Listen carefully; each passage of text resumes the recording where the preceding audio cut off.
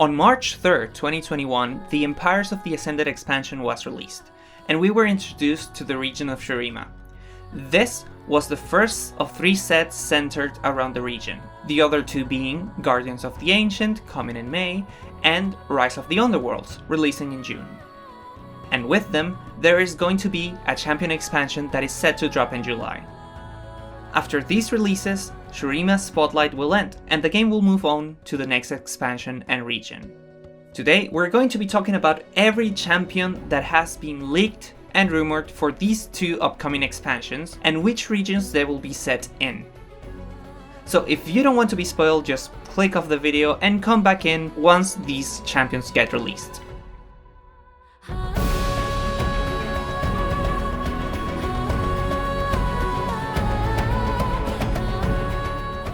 So before we start, let's talk about how these champions got leaked and confirmed.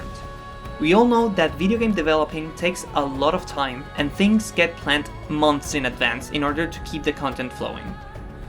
Legends of Runeterra is no exception to this. This game has a big focus in world building. The developers have to decide which characters are going to appear, alongside which followers, what is all their lore. So from there we go to how are they going to work in the game, what other regions' cards will synergize with them, what new or existing mechanics make sense to the character's theme, and let's not forget about all the art that needs to be made for each card, the voiceovers, the sound effects, everything that will make them come to life.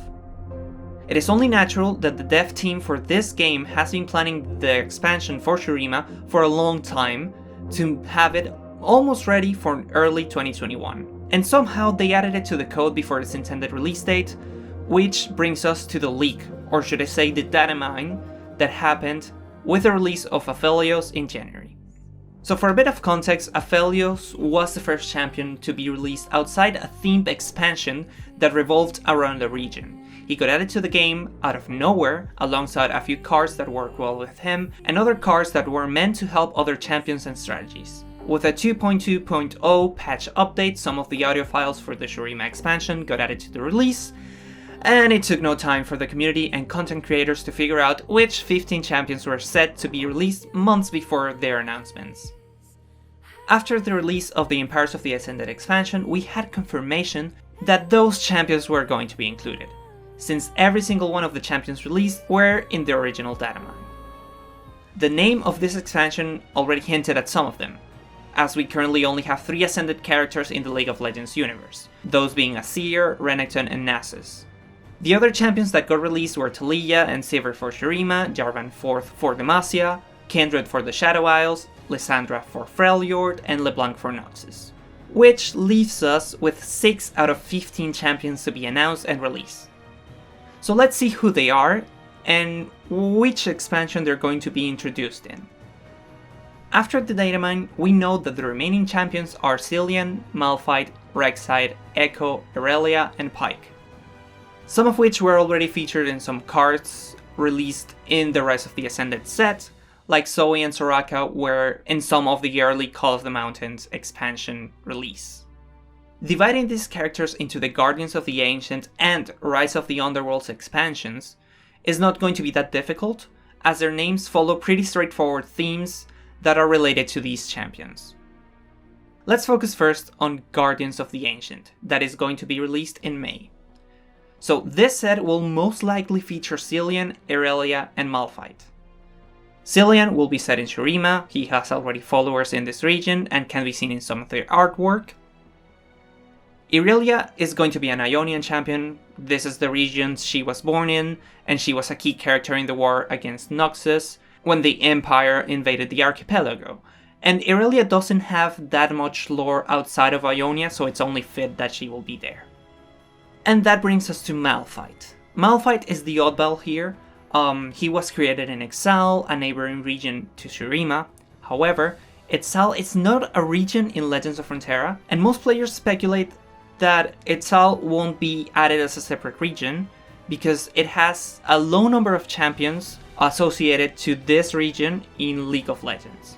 It is said that Malphite will be a Targonian champion, and it makes sense, as it is said that Malphite has traveled between Targon, Shurima, and Exile in the past, And this is not the first time that we've seen a champion be associated with a region in Legends of Runeterra that is not the one assigned to them in League of Legends. Some examples for this are Lulu in Ionia, Teemo in Piltover and Sun, or even the most recent Kindred in the Shadow Isles. Let's remember that the developers for Legends of Runeterra have said in the past that Runeterra is a world where characters are not locked into specific locations, and their stories bring them to new places. For example, Braum, Yasuo, and Ahri being in Bilgewater and the Shadow Isles in the Ruined King game, set to be released at some point during this year. And it makes sense for Legends of Runeterra to portray them in a specific point in their journey through the world. Shifting to the rise of the Underworlds, we can clearly infer that the champions are going to be Ekko, Rek'Sai, and Pyke. Ekko will be representing Piltover and Sun, since he's a Saonite champion. He's associated to the Underworld of Piltover, the other side of the prestigious city. It is worth mentioning that Ekko has already 2 spells that were introduced in the Empires of the Ascended expansion, so by that we can infer that 100% Piltover and Sun is going to be his region. Pyke will be a Bilgewater champion. According to his lord, he was left to die at the bottom of the sea, and he's hunting everyone who wronged him in his previous life, matching with the Underworlds theme. As for Rek'Sai, she is a Shersai, a terrifying void creature that plagues the sands of Shurima.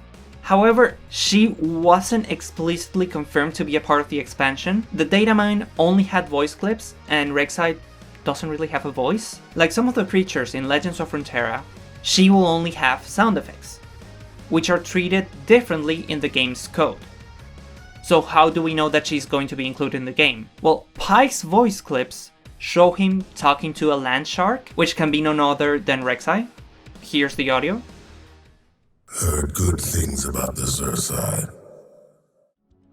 With this, we have covered every single champion from the upcoming 2 sets that were leaked in the Aphelios update. However, we haven't talked about the champion expansion set to be released in July, so let's speculate for a bit. Last time with Aphelios, we got a character that shared some keywords with other champions, but didn't really fit the Call of the Mountain, Monuments of Power, or Cosmic Creation expansion themes, despite having synergy with all of them. So, who do we think could be the Aphelios of Shurima?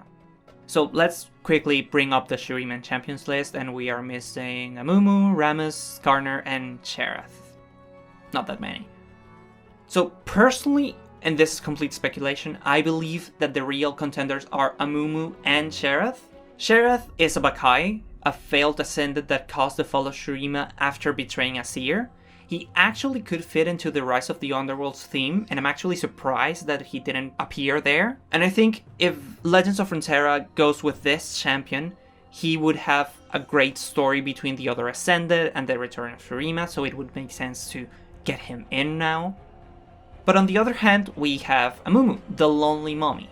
And being released alone works with his theme and backstory. The only thing that Amumu has going against him is the theory that the next region is going to be Bandle City. And since Amumu sometimes is said to be a Yordle, sometimes it isn't, like we're unclear of what Amumu actually is, Amumu could be released with a Bandle City expansion as the champion for Shurima. But that is a whole other video on its own, and we'll get to that at some point. So yeah, I think these are the 2 contenders. Maybe I will be wrong, and maybe Rammus will come rolling around and saying okay, and it will be great. I'm actually quite excited for these, all of these characters, to be honest, to be introduced into the game, and getting so close to their release is extremely exciting because you can see what direction the developers are going for each character, and the artwork and the voice lines. That is my favorite part of the game. These are all the leaks and rumors regarding the champions set to be released in the next expansions for Shurima, and I cannot wait till they get announced and we get their trailers and the reaction from the community, which is honestly the thing that I look forward every single expansion. And hey, who do you believe is going to be the standalone champion set to be released in July? Let me know in the comments below. I still think it's Amumu or Cherith, but I could be completely wrong.